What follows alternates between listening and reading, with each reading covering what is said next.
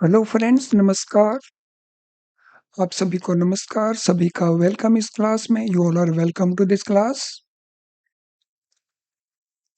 सो जैसा कि आप देख रहे हैं, इस सेशन में हम इम्पोर्टेंट क्वेश्चंस को डिस्कस करेंगे जो आरबीआई की डायरेक्शंस 2025 में डिफरेंट सब्जेक्ट्स के ऊपर इशू की गई, तो उनसे रिलेटेड ये क्वेश्चंस हैं।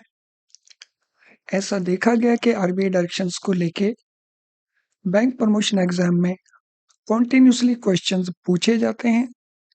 So to that extent, we can say this session is going to be very important from examination point of view. तो चलिए शुरू करते हैं आज का ये सेशन। यहाँ पे हम डिस्कस कर रहे होंगे आरबीआई की lending against gold and silver securities. Collateral means securities. Directions 2025.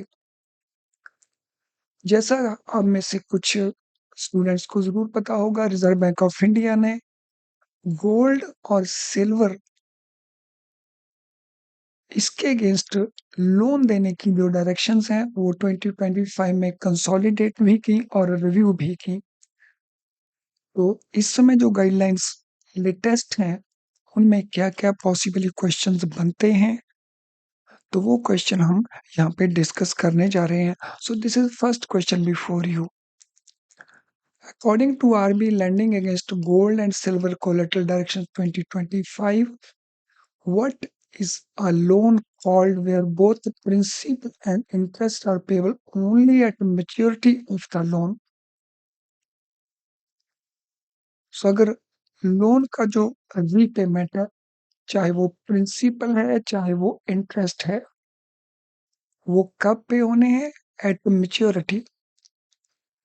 तो लोन सैंक्शन करते समय एक मेच्योरिटी पीरियड फिक्स किया हुआ होगा, तो ऑन मेच्योरिटी प्रिंसिपल को भी और इंटरेस्ट दोनों को पे होना है। इस प्रकार के लोन को हम कौन सा लोन कहते हैं? इसको हम कहेंगे इंस्टॉलमेंट लोन, या हम कहेंगे डेफर्ड पेमेंट लोन, या हम कहेंगे इसको बुलेट रीपेमेंट लोन, या हम इसको कहेंगे इंटरेस्ट ओनली लोन। तो इसको कौन सा लोन कहा जाएगा? So what type of loan it will be called? किस प्रकार का लोन इसको कहा जाएगा? फ्रेंड्स, इस प्रकार के जो लोन हैं जिनमें एक ही बार में रीपेमेंट होना है ऑन मैच्योरिटी, चाहे वो प्रिंसिपल अमाउंट है चाहे इंटरेस्ट है, इन लोन्स को हम कहते हैं bullet repayment loans. Option B हमारा आंसर होगा। According to RBI these guidelines, any permissible loan that does not qualify as income generating loan, what type of loan it will be called? इसको कौन सा loan treat करेंगे? इस loan में जो हम फाइनेंसिंग दे रहे हैं वो इनकम को जनरेट करने वाला लोन नहीं होगा। देयर आर मेनी लोन्स, जैसे हम एमएसएमईज को लोन देते हैं, एग्रीकल्चर को लोन्स देते हैं, तो ये लोन इनकम जनरेट करने वाले लोन्स होते हैं। लेकिन यहाँ पे हम उस लोन की बात कर रहे हैं जो क्वालिफाई नहीं करता एज इनकम जनरेटिंग लोन। इसको किस टाइप का लोन ट्रीट करेंगे? इमरजेंसी लोन ट्रीट करेंगे, या इसको हम कंजम्पशन लोन ट्रीट करेंगे, या हम इसको लाइफस्टाइल लोन ट्रीट करेंगे, या नॉन इनकम लोन ट्रीट करेंगे? आरबीआई की गाइडलाइंस के हिसाब से हमने ये आंसर को प्रोवाइड करना है। तो ये कौन सा लोन बनता है? इस प्रकार के लोन को हम कंजम्पशन लोन कहेंगे। यानी गोल्ड लोन में हमारे पास दोनों तरह के लोन्स हो सकते हैं, एक जो इनकम जनरेट करने वाले लोन्स हैं और दूसरे जो इनकम जनरेट नहीं करते उनको हम कहते हैं कंजम्पशन लोन्स, और यही हमारा आंसर भी है। Question number 3, what does the term ornaments against which loan can be given included under these directions? Some loan jewellery के अगेंस्ट एंड ऑर्नामेंट्स के अगेंस्ट दे सकते हैं, चाहे वो गोल्ड के हों चाहे वो सिल्वर के हों, या तो वो ज्वेलरी फॉर्म में होंगे, या वो ऑर्नामेंट फॉर्म में होंगे, या वो कॉइन फॉर्म में होंगे। यानी 3 तरह से वो हमारी सिक्योरिटी का फॉर्म हो सकता है। यहाँ पे ऑर्नामेंट में हम किसको इंक्लूड करेंगे, ये हमारा क्वेश्चन है। ज्वेलरी में तो सीधा आ गया, जिसके हम पहनते हैं। ऑर्नामेंट्स में क्या आएगा?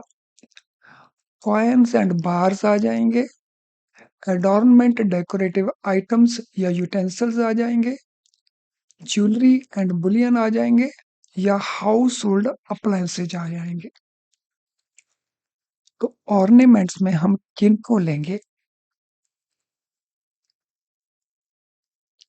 फ्रेंड्स, ऑर्नामेंट्स में ऐसी चीजें आ जाएंगी जिनको हम डेकोरेशन पर्पस के लिए या यूटेंसिल्स पर्पस के लिए रखते हैं।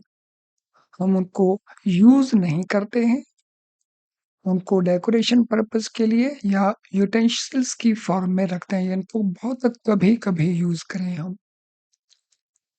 तो ये ऑर्नामेंट्स हैं। ऑर्नामेंट्स की भाषा डेफिनेशन में क्या आ जाएंगे? तो ये आ जाएंगे ऑर्नामेंट्स में। An additional loan given during the tenure of original loan based on existing pledged collateral। हम नई सिक्योरिटी नहीं लेते, एग्जिस्टिंग कोलेटरल सिक्योरिटी के बेसिस के ऊपर ही हम एडिशनल लोन दे देते हैं। जब लोन का पीरियड खत्म नहीं हुआ, during the tenor of the loan, तो इन गाइडलाइंस के मुताबिक इस प्रकार के लोन को हम क्या कहेंगे? तो इसको हम कहेंगे कोलेटरल लोन, या इसको हम कहेंगे ब्रिज लोन, या इसको कहेंगे टॉप अप लोन, या इसको कहेंगे renewal loan. So what type of loan it will be called? अगर इस वीडियो का रिकॉर्डेड वर्जन आप वॉच कर रहे हैं तो वीडियो को पॉज करके अपना आंसर सोचिए, कॉपी में लिखिए और फिर कंपेयर करिए जो आंसर मैं आपको देने वाला हूँ। यस, इस प्रकार के लोन काफी कॉमन हैं पर्सनल लोन्स में, जिनको हम टॉप अप लोन्स कहते हैं। सो रिटेल लोन्स में इस प्रकार के कई लोन्स हम देते हैं जिनको हम टॉप अप लोन्स कहते हैं। Question number 5, in what circumstances a detailed credit assessment is mandatory under these guidelines? अगर हम गोल्ड एंड सिल्वर सिक्योरिटीज के बेसिस के ऊपर, ऑलरेडी मैं बता चुका हूँ इन सिक्योरिटीज में क्या क्या रहेगा। गोल्ड सिल्वर में या तो ज्वेलरी रहेगी, या ऑर्नामेंट्स रहेंगे, या कॉइन्स रहेंगे। तो कब डिटेल्ड क्रेडिट असेसमेंट की जरूरत होगी? सो नॉर्मली ये वो लोन्स हैं जिसमें क्रेडिट असेसमेंट की जरूरत नहीं रहती, क्योंकि ये पूरी तरह से सिक्योर्ड रहते हैं। लेकिन कौन से वो केसेस हैं जहां पे इसकी जरूरत पड़ेगी? तो when loan is more than rupees 1 lakh, when loan is more than rupees 2.5 lakh, when collateral is jewelry or pure gold, when loan is for consumption and it is against gold coin। तो हमने बताने हैं वो circumstances जिसमें हम detailed credit assessment ensure करेंगे।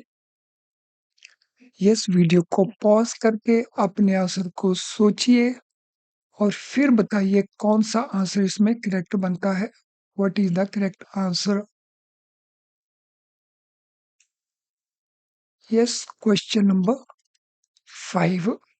Friend, ये तब पोजीशन अराइज होगी इन गाइडलाइंस के मुताबिक जब लोन का अमाउंट 2.5 लाख से ज्यादा होगा। सो अगर total loan amount is more than 2.5 lakh तो डिटेल्ड क्रेडिट असेसमेंट करनी होगी। फ्रेंड्स, कई चीजें चेंज हुई हैं इन गाइडलाइंस में कंपेयर टू प्रीवियस गाइडलाइंस। ध्यान से करना इनको, और कॉपी में छोटा छोटा करके एक एक पॉइंट नोट कर सकते हैं। जैसे इसका आप क्या नोट कर लेंगे कि अगर गोल्ड लोन में अमाउंट 2.5 लाख से इंक्रीज कर जाए तो डिटेल्ड क्रेडिट असेसमेंट करना होगा। अगर आप इतना अपनी कॉपी में एक छोटा सा नोट बना लेते हैं तो रिवीजन के समय आपके बहुत काम आने वाला है। Next question, what type of gold और silver collateral, collateral means a security, is not allowed to be accepted for giving loan.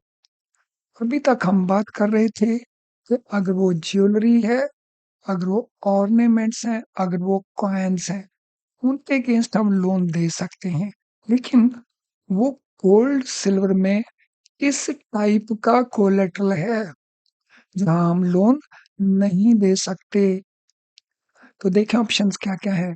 So gold coins ये तो दिए जा सकते हैं, प्राइमरी गोल्ड और सिल्वर और financial asset backed by them, silver ornaments या हॉलमार्क ज्वेलरी, तो ये दिए जा सकते हैं,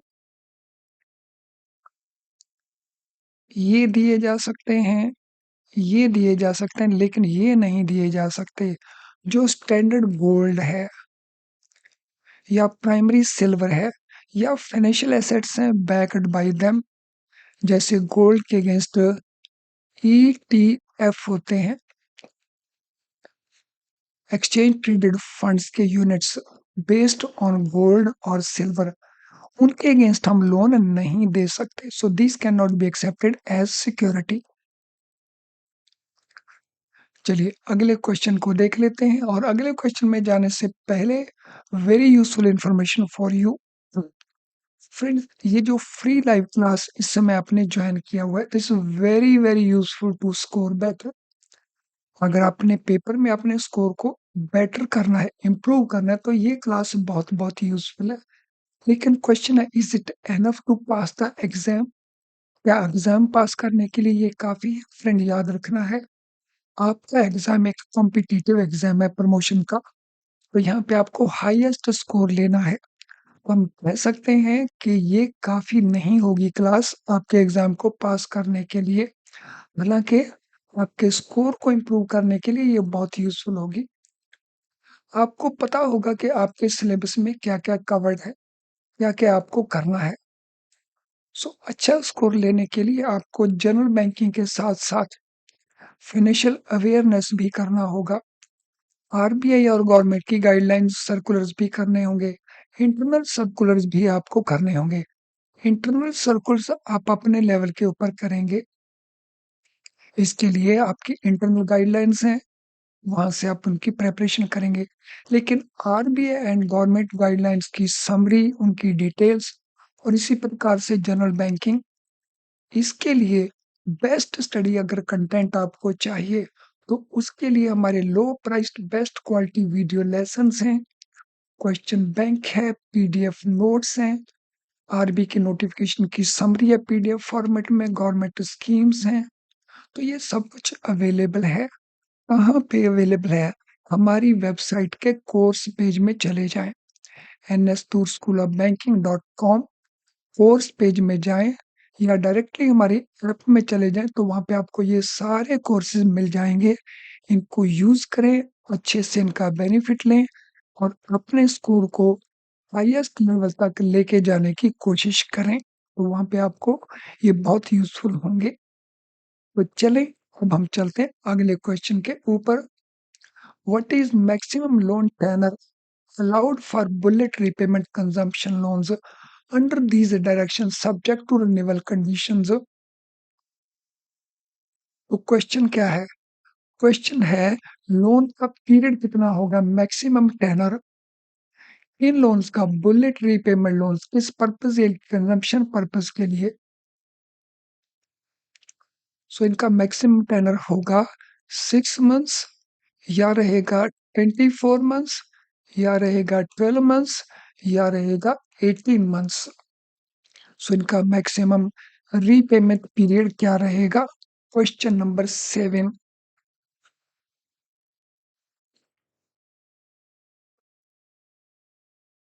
so what shall be the answer for question number 7? ये रीपेमेंट रहेगा मैक्सिमम 12 मंथ्स का, 12 महीने का मैक्सिमम ये पीरियड है। किस पर्पज के लिए? Consumption loans. कौन से कंजम्पशन लोन? जो बुलेट रीपेमेंट वाले लोन्स हैं। बुलेट रीपेमेंट वाले लोन्स क्या है? दोबारा से मुझे बताने की जरूरत नहीं, अभी हमने उसको डिस्कस किया था। What is the maximum weight of gold and silver ornaments that can be pledged by a borrower under these guidelines?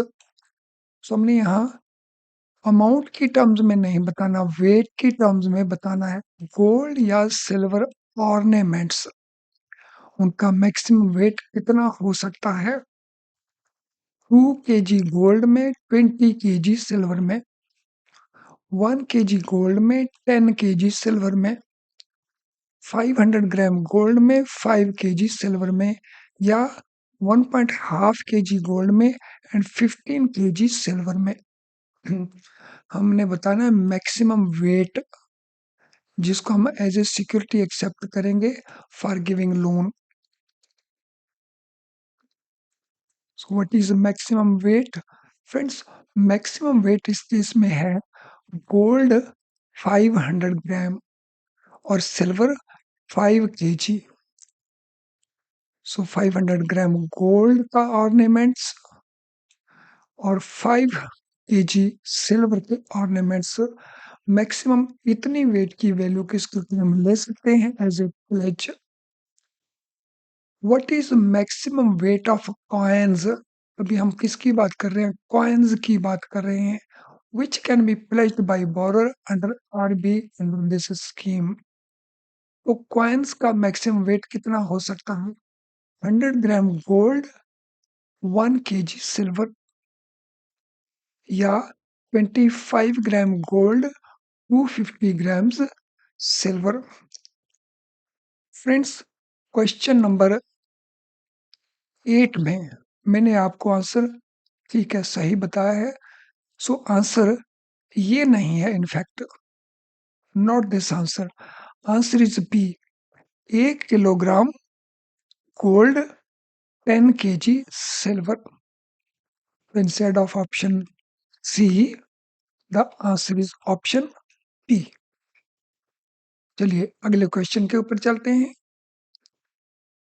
50 gram gold, 500 gram silver, या 75 ग्राम गोल्ड, 750 ग्राम सिल्वर। तो क्वेश्चन नंबर 9 क्या आंसर बनता है? देखिए question number 9 में what shall be the answer.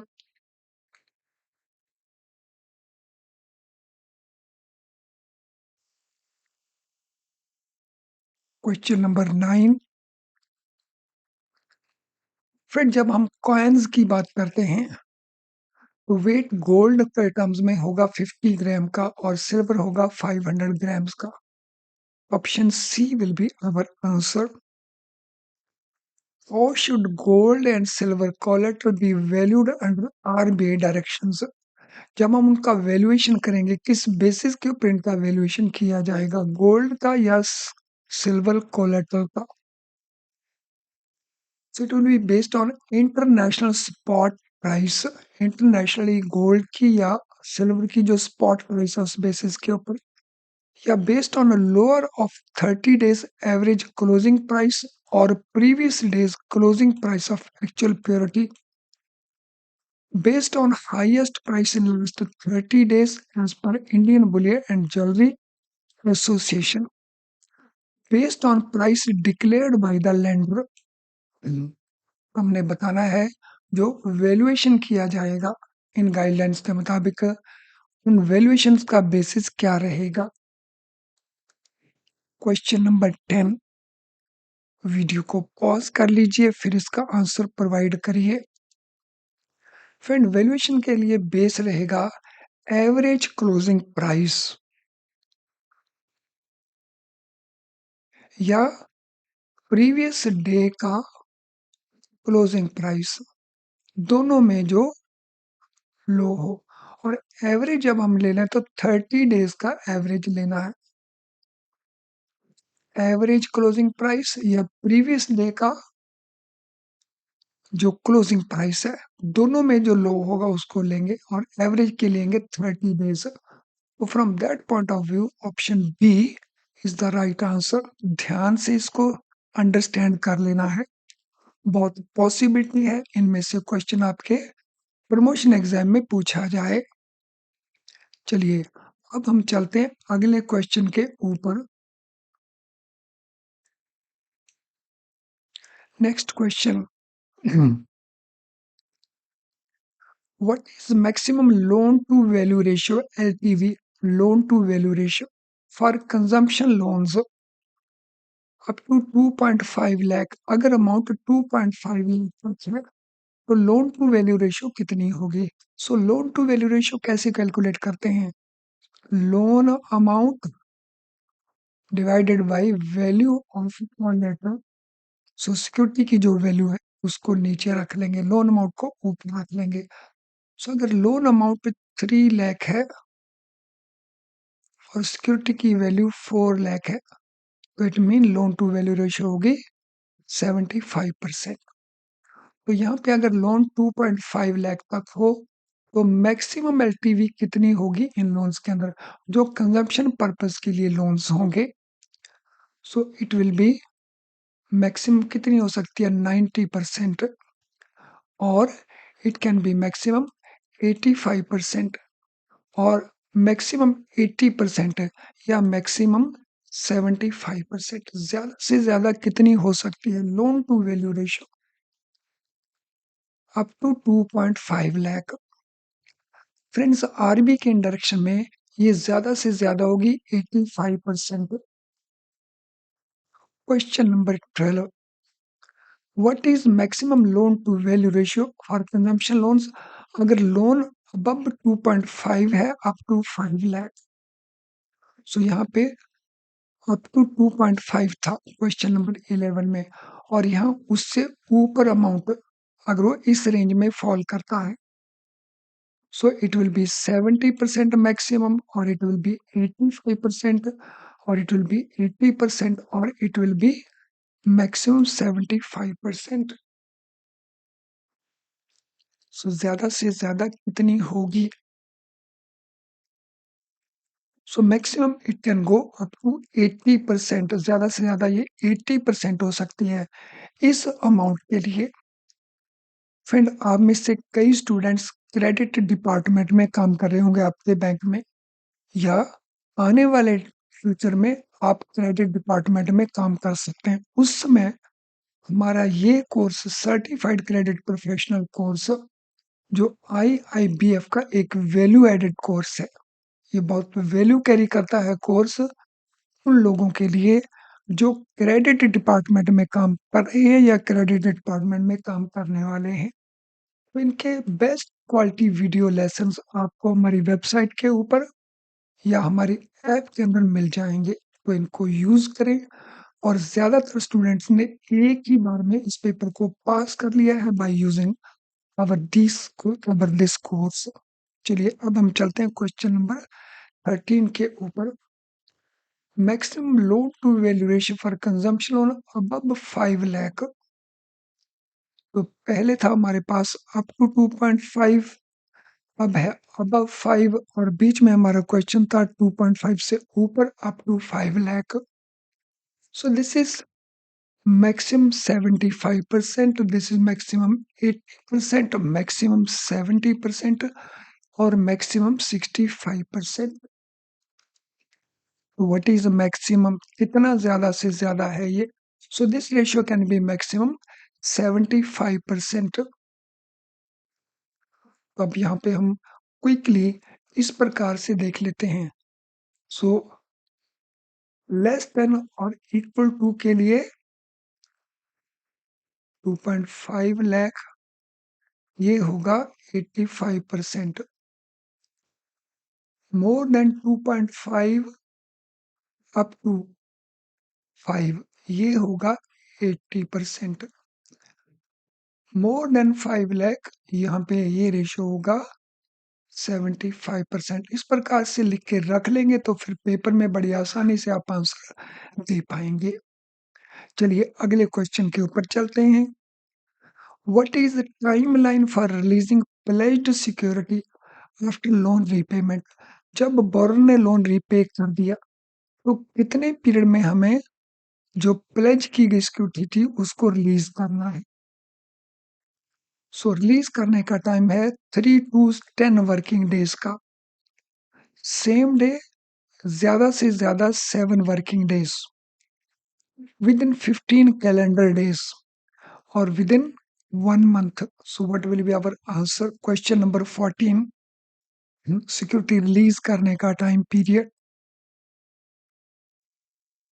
और एक question और भी गोल्ड लोन को लेकर के पूछा जा सकता है जिसको हमने डिस्कस नहीं किया, वो है जब भी हम गोल्ड लोन देते हैं इस प्रकार से या सिल्वर के अगेंस्ट लोन देते हैं तो कौन सा चार्ज क्रिएट होता है? तो उसके लिए हम प्लेज चार्ज को क्रिएट करते हैं, not hypothecation, not mortgage, not assignment, ये चार्ज क्रिएट नहीं करते, हम प्लेज चार्ज क्रिएट करते हैं। और क्वेश्चन नंबर 14 का आंसर है या तो हम उसी दिन रिलीज कर देंगे, और उसी दिन रिलीज नहीं कर सकते तो ज्यादा से ज्यादा 7 वर्किंग डेज में हमें रिलीज करना होगा।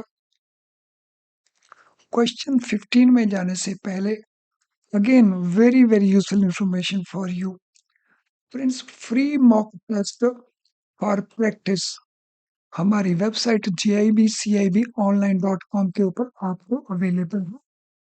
तो प्रमोशन एग्जाम के लिए अगर आप जा रहे हैं तो हमारी इस वेबसाइट के ऊपर आपको फ्री मॉक टेस्ट अवेलेबल है।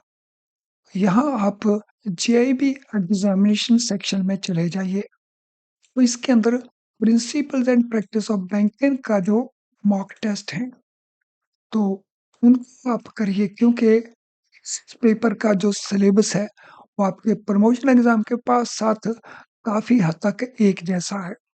तो इनको करिए फ्री ऑफ कॉस्ट, इनका बेनिफिट लीजिए। लेकिन अगर आपको फुल फ्लैज चाहिए सब्जेक्ट वाइज तो फिर आप हमारी ऐप में से पेड कोर्स को भी यूज कर सकते हैं। चलिए अगले क्वेश्चन के ऊपर चलते हैं। What auction procedure must be followed for sale of gold silver collateral under these guidelines? अगर बोरो लोन रिपेमेंट नहीं करता ऑन टाइम नोटिस देने के बावजूद भी, तो उस केस में हम सेल कर देंगे कोलेट्रल की, चाहे वो सिल्वर हो चाहे गोल्ड है। हम कौन सा प्रोसीजर फॉलो करेंगे सेल करते समय, ऑक्शन के समय? Private bidding by registered dealers, हम प्राइवेटली सेल कर देंगे। ऑनलाइन ऑक्शन कर देंगे via ads in the newspaper, या ऑक्शन हम पब्लिकली अनाउंस करके करेंगे वाया एड एटलीस्ट 2 न्यूज़पेपर, जिसमें एक रीजनल होगा एक नेशनल न्यूज़पेपर होगा, या सेल हम करेंगे थ्रू लोकल ज्वेलर्स। तो सेल करने के लिए इनमें से कौन से प्रोसीजर को हम अडॉप्ट करेंगे? क्वेश्चन नंबर 15 क्या आंसर बनता है?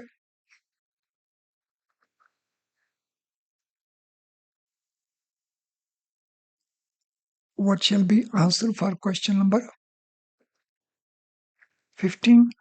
तो इसका प्रोसीजर होगा कि हम ये पब्लिक ऑक्शन करेंगे, वो भी एड के थ्रू, कम से कम 2 न्यूज़पेपर्स में। इन 2 न्यूज़पेपर में एक रीजनल न्यूज़पेपर होना चाहिए और एक नेशनल न्यूज़पेपर होना चाहिए। What is minimum reserve price for auctioning gold or silver collateral under these guidelines? तो जब हम इस कोलेट्रल को बेचेंगे मिनिमम रिजर्व प्राइस कितनी होगी, यानी वो प्राइस जिसके नीचे हम इसको नहीं बेचेंगे उसको हम कहते हैं मिनिमम रिजर्व प्राइस। तो ये होगी उसकी 95 का of current value. So security जो करंट वैल्यू उसका 95%, 90% ऑफ करंट वैल्यू या 85% of current value, 80% of current value हमने बताना उसकी रिजर्व प्राइस, यानी जिस प्राइस से हम नीचे बेचने को तैयार नहीं होंगे वो प्राइस कितनी रखेंगे? फिर वो प्राइस रहेगी करंट प्राइस का 90%।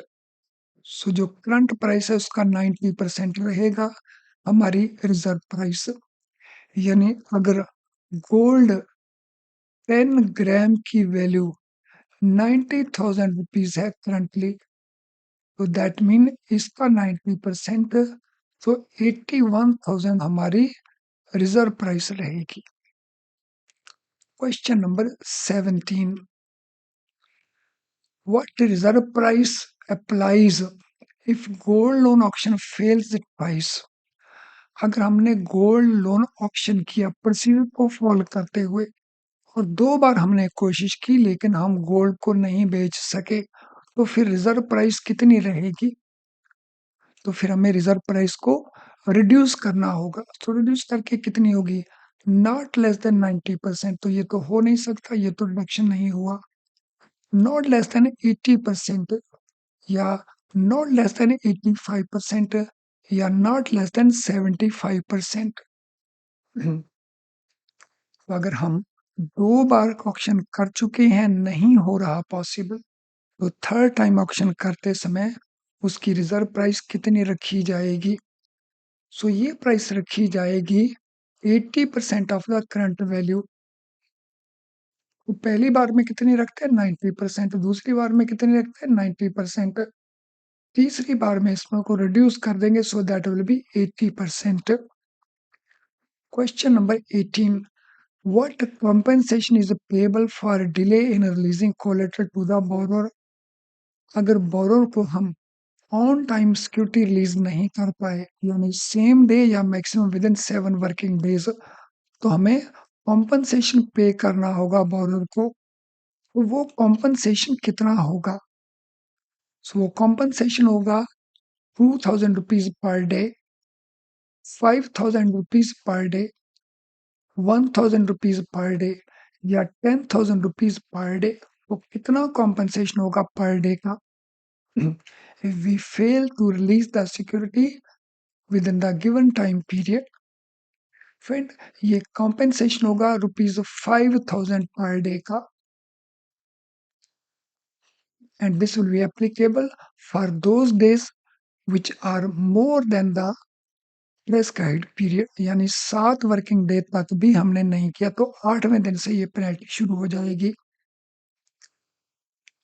फ्रेंड्स, अगर आपका क्वेश्चन है आज के सेशन से रिलेटेड, तो इस वीडियो का कमेंट बॉक्स है, तो वहां पे आप अपने क्वेश्चन को टाइप कर दीजिए, हम सूटेबली आंसर करके आपकी हेल्प करेंगे।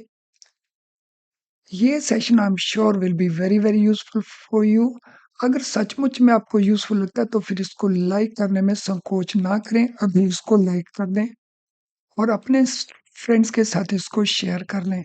चैनल अगर आपने अभी तक सब्सक्राइब नहीं किया, वो भी बेल आइकन के साथ, तो आप हमारी कई क्लासेस मिस करेंगे या मिस कर चुके होंगे। तो सब्सक्राइब कर लें चैनल को और बेल आइकन को जरूर पुश कर देना, ताकि हमारे नोटिफिकेशन आपको ऑन टाइम मिलते जाएं और आप किसी भी क्लास को मिस ना करें। आज के लिए इमीडिएटली लाइक भी कर दें, शेयर भी कर दें, इससे हमें तो एनकरेजमेंट मिलता है, आपके दूसरे स्टूडेंट्स को भी इसका बेनिफिट मिल जाता है।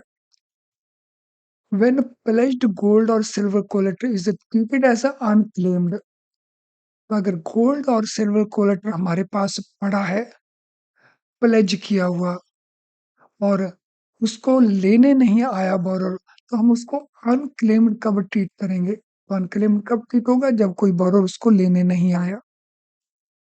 तो after 1 year from repayment, after 2 years from full repayment और settlement, after 6 months of inactivity, after 3 years of pledge, तो कब हम कहेंगे कि वो अनक्लेम्ड सिक्योरिटी हमारे पास पड़ी है? क्वेश्चन नंबर 19, देखिए कैसे कैसे नए क्वेश्चन आपके सामने लाए हैं गोल्ड लोन के अगेंस्ट। क्वेश्चन नंबर 19 के लिए ये पीरियड रहेगा 2 साल का, जो जैसे आपके इन ऑपरेटिव अकाउंट्स होते हैं डिपॉजिट में, तो यहाँ पे वही पीरियड अनक्लेम्ड गोल्ड के लिए है, लेकिन डिपॉजिट में अनक्लेम्ड 10 साल से ऊपर वाला होता है। तो डिपॉजिट 10 ईयर से ऊपर और गोल्ड या सिल्वर 2 ईयर से ऊपर। Last question, how often and by whom must report on unclaimed gold and silver collateral be reviewed under RBI guidelines? तो कौन सी रिपोर्ट सबमिट करनी होगी, किसको सबमिट करनी होगी रिव्यू के लिए? वो गोल्ड जो अनक्लेम्ड बैंक के पास पड़ा है या सिल्वर पड़ा है अनक्लेम्ड, तो ये रिपोर्ट कब भेजनी है? क्वार्टरली भेजनी है audit committee with in the bank को, मंथली भेजनी है कंप्लायंस ऑफिसर को, हाफ ईयरली भेजनी है कस्टमर सर्विस कमेटी और बोर्ड को, या एनुअली भेजनी है रिस्क मैनेजमेंट कमेटी को? किसको भेजनी है ये report? Question number 20।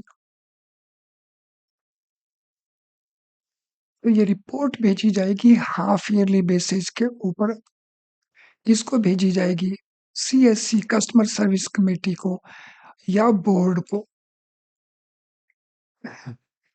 Sorry, customer service committee of the board, not the board.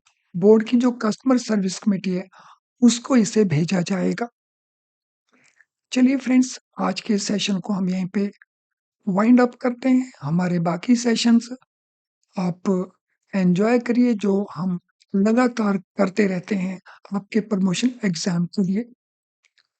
तो चलिए अगले सेशन में मिलते हैं। Thank you friends.